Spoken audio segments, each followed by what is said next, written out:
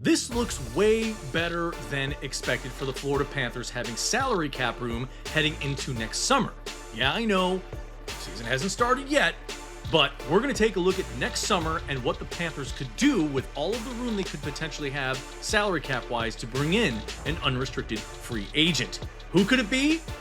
Find out right now in this episode of Panthers Digest. Guys, thank you so much for joining me. I am Greg Andrews. Hit that subscribe button down below so you guys can stay up to date with anything and everything that has to do with your back-to-back Stanley Cup champion, Florida Panthers. So, piggybacking off of yesterday's episode, I went over the salary cap for this season, looked ahead at next season, took out the guys in the last year of their current contract, and we found out, well, they have a pretty good amount of spending money for next summer to sign Bob, Samoskevich, Mikkola, some of the other unrestricted free agents that they do have on their roster. Now, that doesn't mean that the numbers I gave you are going to be 100% accurate. Things could change. We'll see. Again, I don't know what the team's going to offer. I'm giving you ranges here and there. I don't know what Bill Zito is going to do, but he has a plan for this team.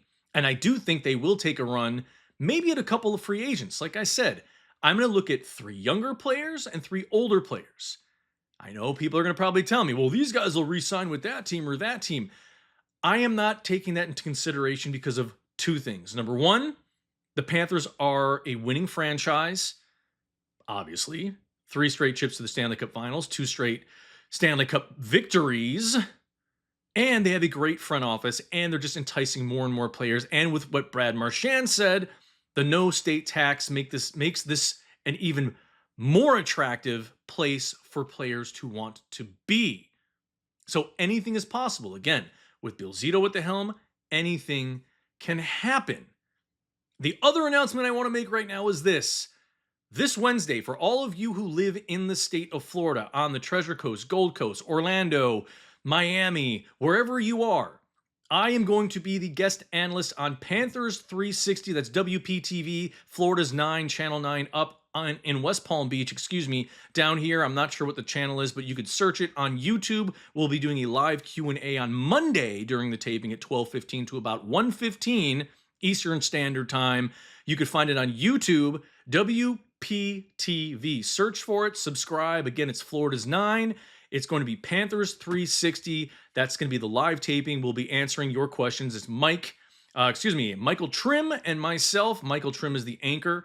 He will be the guy hosting the show. So join us at 12:15 on Monday. I will be answering your questions live, and the actual real taping, final taping and edited taping of that show will air on Wednesday, an hour before the preseason game, which is at 6 p.m. So 5 p.m. Eastern Standard Time. Check your local listings so you can actually catch that episode. You're not going to want to miss it, guys. Very exciting things. Very, very exciting. And hopefully I'll be coming back more frequently. Again, I did the rehearsal taping last week. It was exciting. It was great. It is going to be wonderful for all of you to kind of get a glimpse at the whole bigger picture of what's happening with the Panthers. So great discussions with Mike. And like I said, we'll be taking some of your questions, comments, concerns, whatever it is. We will be answering them live on YouTube on Monday, 12:15. And then the episode will air at 5 p.m. on Wednesday. Again, check your local listings, Panthers 360. So anyways, let's jump into this, guys, right now.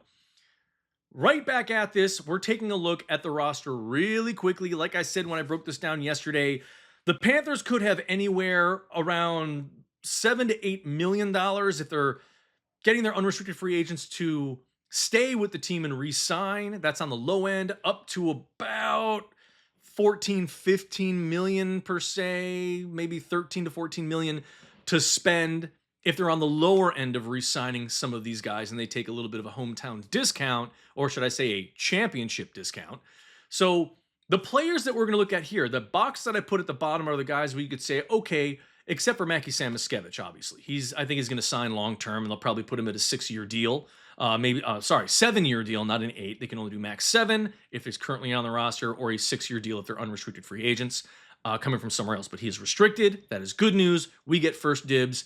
Awesome. I know he'll be back. The other person will be Mikkola on the defensive end. But the other guys we have to think of, what will happen with Greer, Nosek, Kunin, and Gadjevich.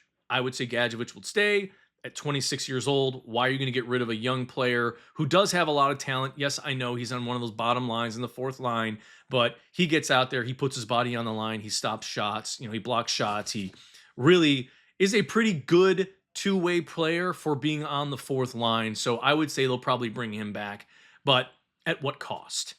That's going to be the biggest question right now. So if we're moving forward, like I said, defensively, I think Nico Mikkola, they definitely need to try to re-sign him because he's a bruiser out there. That $2.5 million is definitely not going to be where they're going to be paying him. It'll probably be more than that. And hopefully they could sign him to about the 2031, 2032 season. And Bobrovsky, I don't know. That is the biggest question mark right now is, will he be willing to take less because he's aging, but because he's still playing a tremendous inspirational goaltending right now. It's remarkable to see what he's doing. He already said in front of the cameras that he feels great. Age is just a number. He feels better than he's ever felt in his career, and he's playing tremendous hockey. And one of the things I do want to point out to you guys, well, I don't want to ruin it because I'm going to be talking about it on Monday, but there are other goaltenders at his age that have had tremendous success.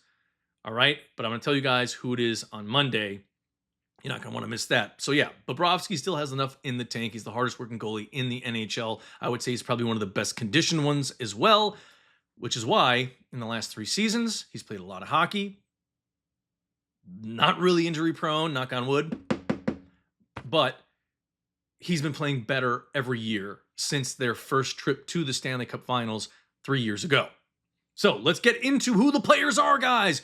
Who can the Panthers entice with their championship pedigree, with the great front office, with the fantastic roster that they already have and could make it even deeper and even better heading into next season, 2026-2027? It's exciting. Again, these are just theoretical things. I'm not going on this and trying to say, yes, this is definitive. They're going to go after these guys. I just took a look at, okay, who are 3 young players that are up and coming, being paid pretty well because they are very good players. Only 2 years in the league for each one of these guys, but they have been nothing short of great and getting better in each of those first 2 seasons. I'm excited to see what these guys can do this upcoming season. Again, I'm not taking into consideration the possibility they could sign with the current team that they are on. But again, Florida Panthers are very enticing for any unrestricted free agent out there, no matter who they are. And some of these guys might say, I don't care about getting paid, $6.5, $7 million. I'll take less money and come to the Florida Panthers and get my $5 million, $5.5 instead of $7 million, $7.5 per year. It is a possibility. I'm not going to rule it out. We already saw look at Brad Marchand. He took less. Ekblad took less. A lot of these guys are taking less money than they really are worth in terms of their AAV. And that needs to be noted. So let's move forward. Number 1, Leo Carlsson, center from the Ducks. Very productive first 2 years, got much better in his second year. You can see here, guys, 55 games played in his first year, 12 goals, 17 assists, not too bad, minus 11 on the ice. He wasn't one of those top line guys, but he worked his way up. Been playing a lot better. Big kid at 6'3", 203 pounds, only 21 years old, which is great. I know it says 20 there, but let's put him at 21. Let's round everything up. This past season, better numbers, 20 goals, 25 assists, 45 points, a +6 in his plus minus. I really like this kid a lot because, again, I'm looking at this as the Cat's trying to get a little bit younger in some areas. Yes, he's a center. I get it. We've got tons of them on our team. But think of the fact that to get a little bit younger is going to help this team for the future. And it's something that I think Bill Zito is going to start to take notice of and say, hey, you know what? We do need to start getting 1 or 2 younger players on our centerman position, right wing, left wing, defenseman. We need to get a little bit younger. Get a couple up and coming guys that can really put their stamp on this team, can fit in really well, can grow and overachieve. I won't even say overachieve, but really get to their peak potential, because that's what the Cats have been able to do with all these guys. And he is one hell of a talent, guys. Big frame, great playmaker. He can play center and wing, which is great. Very mature game. All right, great puck skills, hockey sense, vision, and he is a top line center or winger. So he could be very intriguing to bring in. For instance, I know Matthew Tkachuk will come back. Obviously, Evan Rodriguez will probably be out. We've got to see what happens with some of these other guys during the offseason. But again, I know I said top line, and he's worthy of it. This team is so deep, it's hard to say you bring in any player that's got this high caliber play. I mean, look at Brad Marchand. He's on their third line. But there's a reason, there's a method to the madness for what Coach Paul Maurice has been doing, bringing in his guys and pairing them up or putting them on a specific line because he knows how it's going to work. It fits the scheme of the guys that he's surrounding them with. So that's number one. $4.2 million, like I said, 6'3", 203 pounds, $4.2 million per year is really what he's getting right now. Will he take less? We'll see. It really depends on the season that he has. If he gets better, obviously he's going to want more money, but we'll see. Next, Logan Cooley. Really like him. Utah Mammoths. Young, again, 22 years old. Centerman. 6 feet, 192 pounds. Not as big as Leo Carlson. $4.45 million per year. But look at his numbers. Really solid numbers starting off in his first season. 82 games, 44 points, but minus 13 on the ice. Again, not playing on that top line. That's probably one of the reasons why that plus minus was down that first year. But second year, look at the increase in his assists. Incredible. Again, 22 years old. The one thing I want you guys to understand about this kid is he's dynamic, but he is very small for the position. Really great speed, skill, and offensive smarts. Great offensive skill and great offensive smarts. Really solid passing. That's why his assist numbers went up this past season, and he played 7 fewer games, and his numbers went up in both categories. And he's got really great feet. He's a really solid skater, and he will rush the net even though he is a smaller-bodied centerman. He will still rush the net because he tries to push the offensive pace, and he's very creative on the offensive front. And that's, I think, one of the things he does need to work on, though, is his defensive game. He is a two-way player, two-way defender, but not that great yet. He still has to work on that. Next up, let's take a look at Simon Nemec, man. New Jersey Devils. Another 22-year-old, 6'1", 190 pounds, a little bit smaller frame, $4.2 million per year, a great two-way defender. I know you look at those numbers, nothing screams out tremendous things or anything like that, but it's an intriguing thing for me because, yes, at $4.2 million, I understand with injuries, all these other things going on, but he's a really solid defenseman. He's got a lot to learn. Good puck movement, dangerous in transition, excellent passer, but, he's got a very high IQ and good skating ability. I think it could be a steal for the Cats, but it depends on what does he do in 2025, 2026. Only 27 games last season. That puts a little bit of a damper on the price tag for him and his AAV, but it could be great for the Cats because he might say, you know what? I came back, maybe didn't have the greatest year. I want to go somewhere else so I can improve my game, be a part of a winning culture, great front office, great coaching staff that'll help me get better. And I think that's a real good possibility. If they can get him for a little bit less, that could be a big steal. So let's move on to the older guys that we could look at. Anthony Mantha, yes, I know he injured his ACL and had off-season surgery, all that stuff, missing tons of time, been injured a lot. Okay, it's hard to see his numbers in this. I do apologize for that, but he's still a very good player.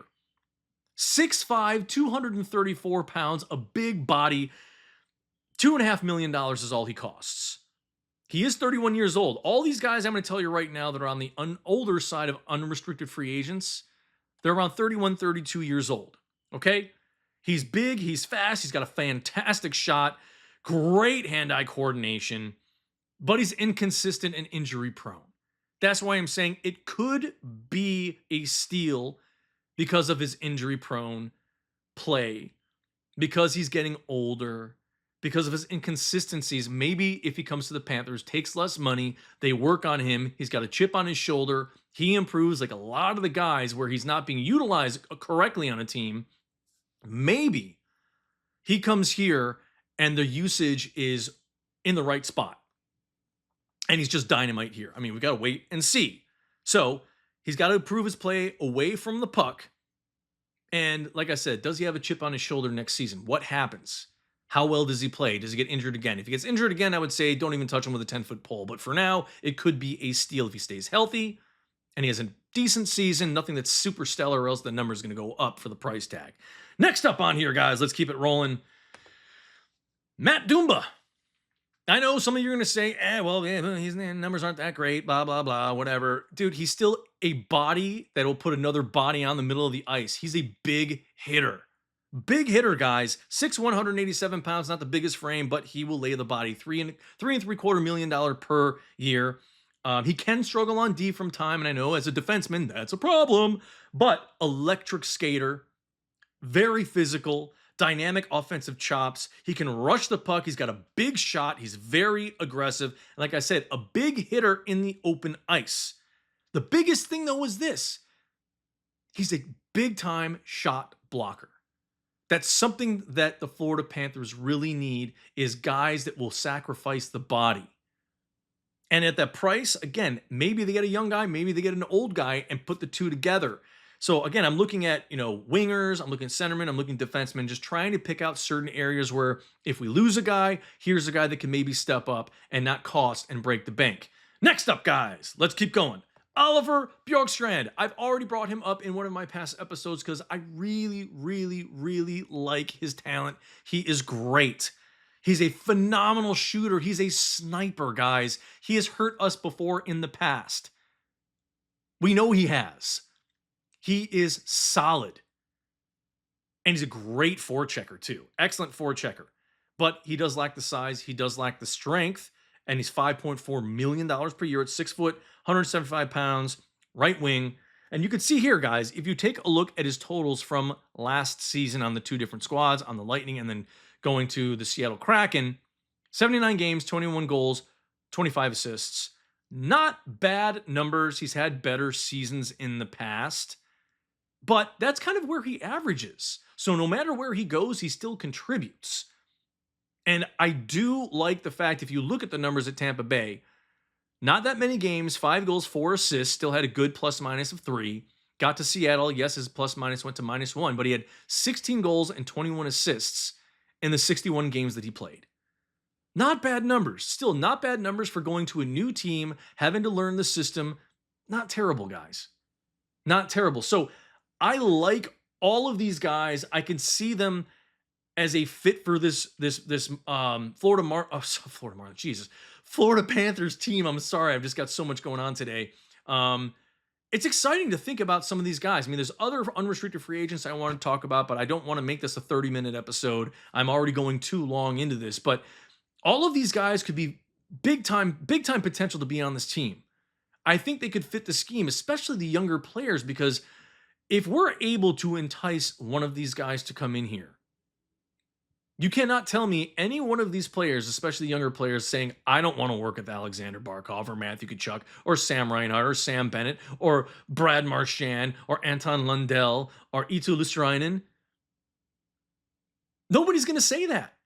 This team has got so much talent on it. Any one of those young players that I named will want to learn. And I know there's guys that will probably take a lot less money that are on that list of unrestricted free agents that are younger, but these are the guys that I see that have most of the talent today. Guys that are ready to play on one of those top 2 lines today. I know the top 2 lines are already pretty much set in stone, but one of the things it could also do is create a little more competition. And that's good on a team. That makes everybody better. Am I saying it's going to be set in stone? It's going to happen? That's not what I'm saying. These are all theoretical things, just for fun. Because you know what? Like I said, the Cats are going to have some extra cap room to play with next season. Maybe Bill Zito has something already set in motion. There's a plan because he already is thinking ahead. I'm sure he's already been doing that. That's why the Cats are so set up well for the next 5 years. But I think he's going to start thinking a little bit further down the line. Again, I don't want to see any of these guys leave, but if someone starts to drop off and there's a big decline, maybe you see somebody get shipped out. I don't want to say that and think that that's 100% accurate. I don't think that's going to happen because that's not really the MO of this team. Is somebody struggling and then you ship them out. That's not what they do. That's not what they do. That's not Bill Zito. So anyways, guys, exciting things to talk about. Again, all theoretical things. I hope you enjoyed this episode. More coming out tomorrow. First preseason game is tomorrow. I hope I can catch it I know it's not on TV. Maybe they'll have it streaming somewhere and I'll be able to catch it, because if I can, I will give you guys feedback on that game and tell you what I saw, especially if you were not able to watch the game, give you a little bit of feedback on who played well, who didn't play well, how did the team look. Obviously, this is not going to be full of all of the guys that are, top liners and, our top pairings on defense and like our starting goaltender. No, we're probably not going to see any of that tomorrow. But we'll get to see some of the younger talent, a lot of the AHL guys, some of the guys I've named, and Studnicka and Foot, trying to name some of these other guys, but we'll see them tomorrow.